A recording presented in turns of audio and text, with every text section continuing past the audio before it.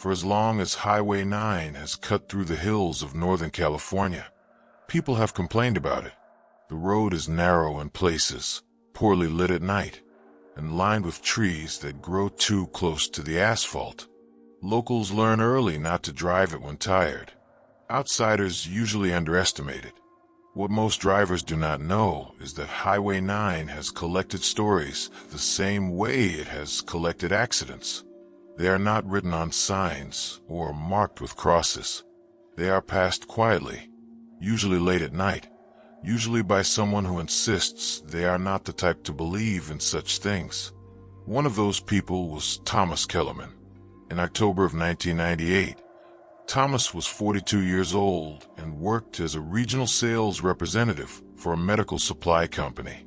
His job kept him on the road more than he liked, but it paid well enough to support the quiet life he had settled into after his divorce. He lived alone in a small house outside San Mateo, kept regular hours when he could, and avoided unnecessary risks. Friends described him as practical and careful. No one described him as imaginative. On the night the story begins, Thomas was driving home from a 2-day conference in San Jose. The meetings had run long, the networking longer, and by the time he left the hotel parking lot, it was already after 11. He could have stayed another night, but he wanted to sleep in his own bed. He chose Highway 9 because he always did. The road saved time, and more importantly, it was familiar. He knew where the curves tightened and where the cell signal dropped. He knew which stretches felt longer than they were. He had driven it in daylight and rain and fog, and he trusted it more than the wider interstate. That night was clear. No fog, no rain. The air was cold enough that the heater stayed on low. The radio played quietly, fading in and out as the car moved through dips in the terrain. Thomas drove with one hand on the wheel, thinking about nothing in particular. Just past 11:45 p.m., as he rounded a gentle curve near mile marker 27, his headlights caught movement on the shoulder. He eased off the gas instinctively. A young woman stood just beyond the white line, facing the road. She was close enough that he could see the outline of her face before he passed her. She wore a light-colored dress and a thin jacket that looked out of place for the temperature. Her arms were folded tightly against her body. Thomas drove past her. For several seconds, he told himself not to think about it. People stood on roadsides for all kinds of reasons. Broken down cars, arguments, poor decisions. He checked his mirror and saw her still standing there, getting smaller as he moved away. He felt the familiar tug of hesitation. He thought about the warnings he had heard all his life, about stopping for strangers, about liability, about how easily things could go wrong. He also thought about his daughter, 19 years old, living 3 hours away, and how he would hope someone would stop if she were ever stranded. At the next turnout, he slowed, checked for oncoming traffic, and turned around. When he pulled up beside her, he rolled the passenger side window down just enough to speak. Cold air rushed into the car. "Are you all right?" he asked. She looked at him, and for a moment he noticed how calm she seemed. She did not appear panicked or distressed. Her face was pale, but composed. "My car broke down," she said. Her voice was quiet but clear. "I just need a ride home. It's not far." Thomas glanced down the road in both directions. There were no hazard lights, no parked vehicle, nothing but darkness and trees. "Where's your car?" he asked. "Just up the road," she said. He hesitated only briefly before unlocking the door. "All right," he said. "Get in." She opened the door and sat down smoothly, closing it behind her. As she did, her sleeve brushed his arm. He noticed how cold she felt through the fabric of his jacket. He also noticed that the seatbelt reminder did not sound when she settled into the seat. They pulled back onto the road. For the first few minutes, neither of them spoke. Thomas kept his eyes on the road, aware of her presence beside him without quite knowing why it made him uneasy. She sat very straight, hands folded in her lap, looking forward. "What's your name?" he asked eventually. "Sarah," she said, after a short pause. "I'm Tom," he replied. She nodded, but did not repeat his name. He asked where she lived, and she gave him a specific address in San Mateo. It was on his way home, only a few minutes out of the way. "My parents will be worried," she said. "They don't like me being out late." Thomas nodded. The mention of parents reassured him. Everything about the situation felt ordinary enough. As they drove, the radio slipped into static. Thomas reached over and turned it off. The silence that followed felt heavier than before, though he could not explain why. He glanced at her again. Her profile was still, almost rigid, as if she were posing for a photograph. He noticed then that her dress was dry and clean, despite the damp ground along the roadside. They passed mile marker 30. Thomas checked the speedometer, then the road ahead, then glanced right again. The passenger seat was empty. For a fraction of a second, his mind refused to process what he was seeing. Then his heart slammed hard against his chest, and his foot hit the brake. The car slowed abruptly, tires gripping the pavement as he guided it to the shoulder. He looked around wildly. The door was closed. The window was still up. There had been no sound of movement, no rush of air, no click of a latch. He called her name. There was no answer. He got out of the car, his hands shaking as he looked up and down the road. Headlights were visible far in the distance, but no one was nearby. The trees stood motionless. He checked the back seat. Nothing. He stood there longer than he realized, replaying the last few minutes over and over, searching for a moment he could have missed. A stop sign, a turn, anything. That was when he noticed the scarf. It lay folded neatly on the passenger seat. Light-colored, thin, cold to the touch. Thomas picked it up and held it for several seconds before placing it back where it had been. Then he got back into the car and drove the rest of the way home without stopping. He did not sleep that night. The next morning, he drove to the address Sarah had given him. A woman in her late 60s answered the door. When Thomas explained why he was there, her expression changed in a way he would never forget. "How old did you say she was?" the woman asked. 19, Thomas replied. The woman closed her eyes. "My daughter died on Highway 9, she said quietly, 23 years ago." She led him to the living room and showed him a framed photograph. The girl in the picture wore the same dress, the same scarf. Thomas left soon after. In the weeks that followed, he began asking questions, and he learned that Highway 9 had been giving people the same ride for decades. Thomas Kellerman did not tell many people what happened on Highway 9. He tried once, with a co-worker over lunch, but the words came out wrong. The story sounded thinner when spoken aloud, easier to dismiss. The co-worker laughed it off, suggested exhaustion, and moved on. Thomas did not try again. Instead, he started paying attention. He began by returning to Highway 9 during daylight hours. He told himself he wanted to understand the road better, to identify where he might have misremembered things.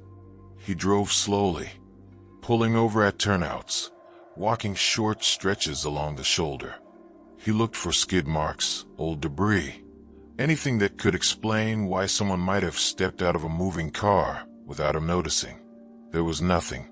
At mile marker 27, he parked and stood where he had first seen her.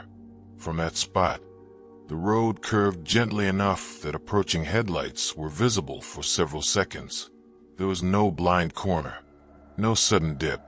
Anyone opening a door there would have been obvious. A small wooden cross stood a few yards back from the road, half hidden among weeds. It was weathered, the name barely legible. Thomas knelt and brushed dirt away with his hand. Sarah K. No date was visible. That evening, he searched local newspaper archives at the public library. It took longer than he expected. Highway 9 accidents were common, and most articles were brief. Then he found it. A short column from 1975.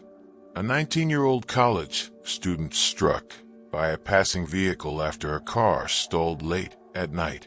No witnesses. The driver never identified. The article mentioned a light-colored dress, a scarf found near the shoulder. Thomas copied the article and folded it carefully.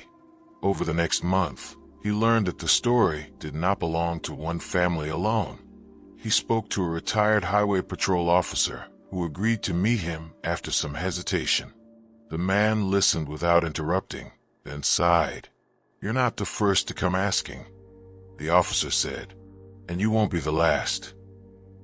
The officer told him about reports that never made it into official files. Drivers calling in about passengers who vanished, abandoned scarves, addresses that led to grieving parents. None of it was provable. None of it could be acted on. "You learn not to write it down," the officer said. "Once you do, people expect answers." Thomas also learned that the details shifted slightly depending on who told the story. Sometimes Sarah asked for a ride to a different town. Sometimes she appeared younger or older. Sometimes she mentioned a dance or a party or a missed ride. But the core of it never changed. Late night, cold road, quiet girl, empty seat. As winter approached, Thomas started noticing the hitchhiker elsewhere, not always on Highway 9. A co-worker mentioned picking up a girl on a back road near Santa Cruz years earlier.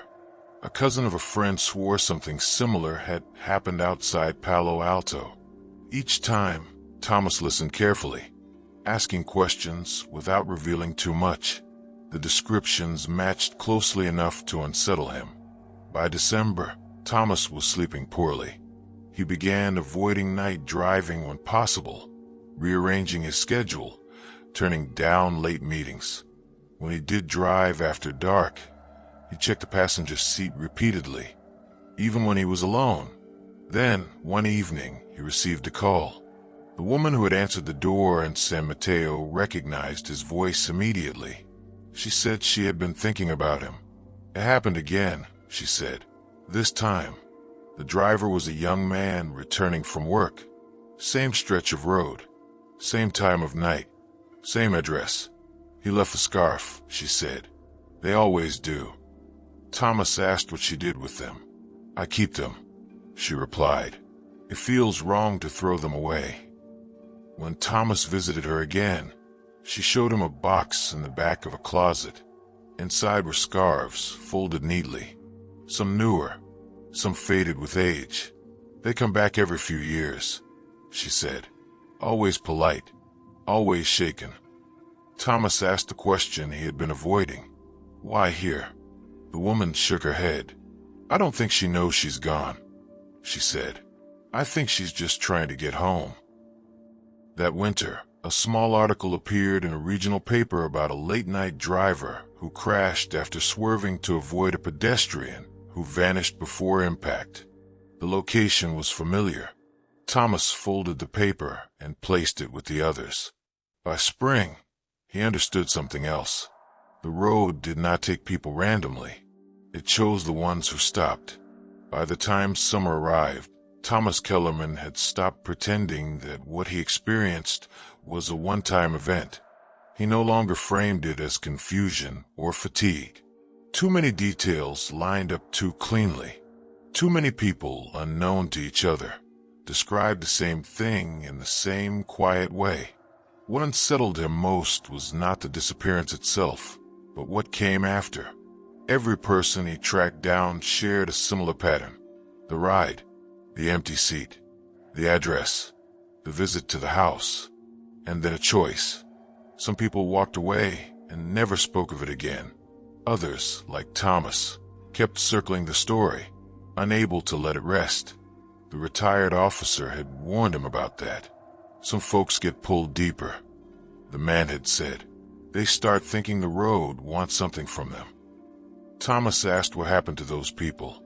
They stopped calling it a story, the officer replied. And that's when it gets dangerous. Late in August, Thomas received an email from a woman in Oregon who had found his name through a chain of messages on an old forum dedicated to strange roadside encounters. Her description matched everything. Same calm passenger, same silence, same disappearance. But there was one difference. She didn't leave anything behind. The woman wrote. Thomas called her the same night. The woman, Karen, sounded tired. She explained that she had driven the girl nearly 20 miles before realizing something was wrong. The girl spoke more than Sarah ever had, asked questions, commented on landmarks. She felt more real, Karen said, like she was getting better at it. When the seat emptied, Karen said she kept driving. She did not stop. She did not look back. That's the part one can't explain, she said. It felt like I wasn't supposed to. Thomas hung up and sat in his kitchen for a long time. He went back to Highway 9 one final time in early September. He did not plan to stop. He told himself he was only proving that he could drive it again without incident. Just past mile marker 27, he slowed. The shoulder was empty. He continued driving, heart pounding, until he saw movement farther ahead. A figure stood near the bend, facing the road. Thomas did not turn around this time. He drove past without stopping, eyes fixed straight ahead. In his rearview mirror, the figure did not move. That night, the woman in San Mateo found another scarf folded on her porch. She did not know who left it. In the years that followed, Highway 9 continued to claim its quiet stories. Drivers still reported passengers who vanished. Police still logged calls they could not explain. Parents still kept porch lights on long after their children were gone. The details shifted with time. Different names, different dresses, different roads, but the ending stayed the same. A ride offered, a seat left empty, and the understanding, too late, that some destinations are never reached.